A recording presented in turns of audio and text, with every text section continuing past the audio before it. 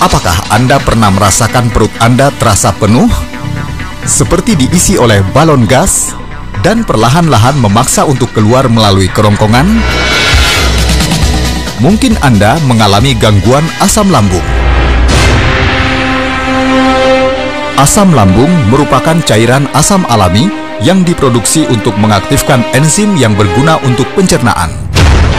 Namun, pola makan dan gaya hidup yang tidak sehat seperti makan yang terburu-buru, tidur setelah makan, hingga kebiasaan merokok dan alkohol dapat meningkatkan produksi asam lambung yang berlebihan. Kenali gejalanya berikut ini.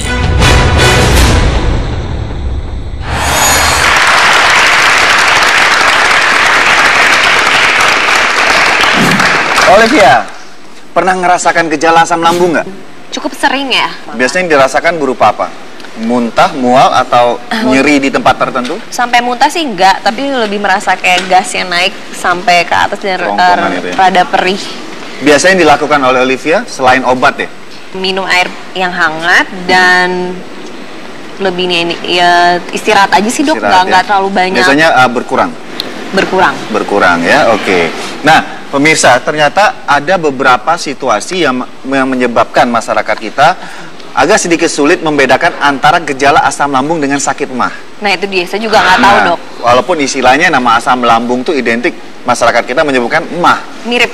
Ya, ada satu hal yang sederhana sekali yang bisa dipahami untuk gejala asam lambung. Ini biasanya gejala ini muncul setelah habis makan. Oke. Tadi seperti Olive tadi, setelah habis makan itu di dalam perut terasa seperti ada balon gas penuh yang perlahan-lahan naik ya melalui kerongkongan. Itu gejala asam lambung.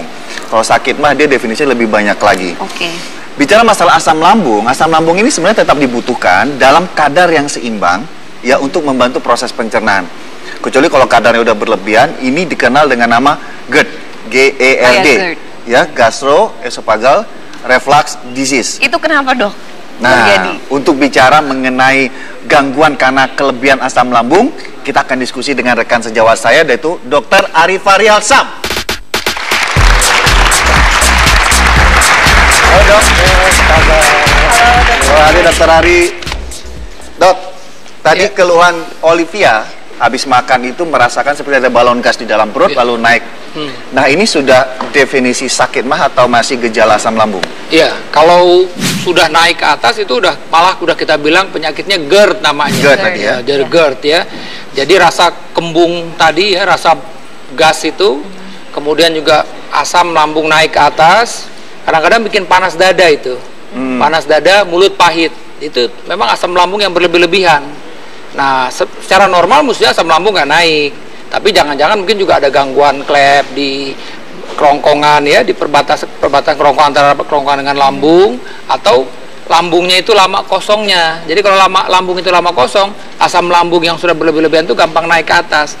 Biasanya juga ada kaitan dengan jenis makanan tertentu nggak? Yang jelas makanan-makanan yang mengandung kafein ya, kopi.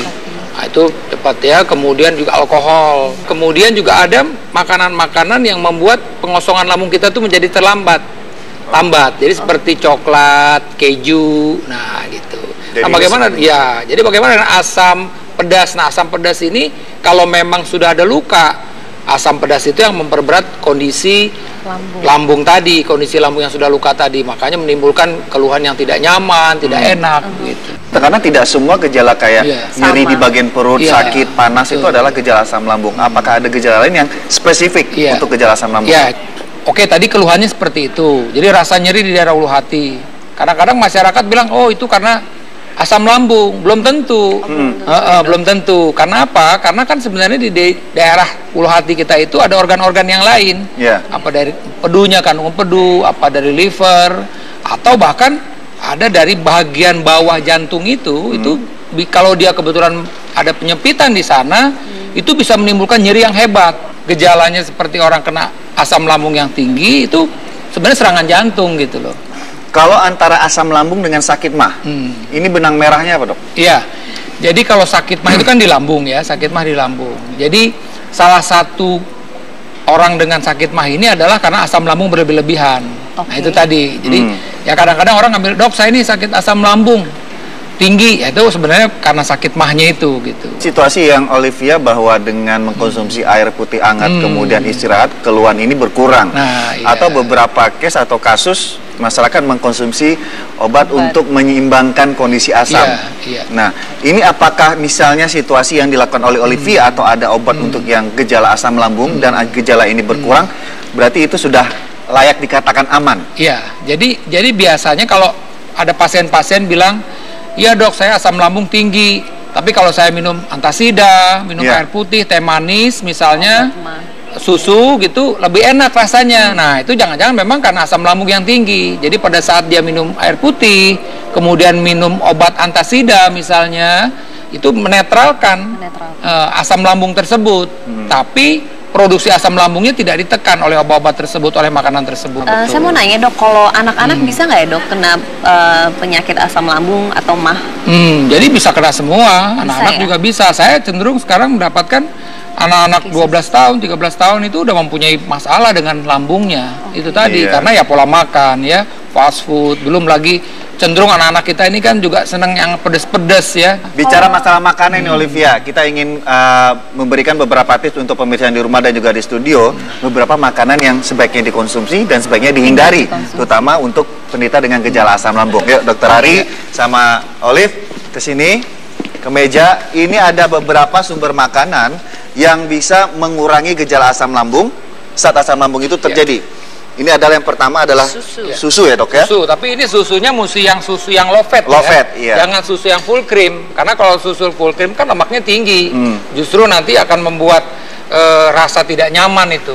Mungkin perihnya hilang sebentar, tapi begahnya atau kembungnya jadi berkelanjutan terus ya. Betul. Lalu air putih hangat, ini standar yang sudah harus dikonsumsi saat kondisi tersebut terjadi. Nah, ini yang harus dihindari. Yang pertama adalah keripik. Asinnya tuh. Asinnya ini yang merangsang produksi asam lambung semakin berlebihan ya.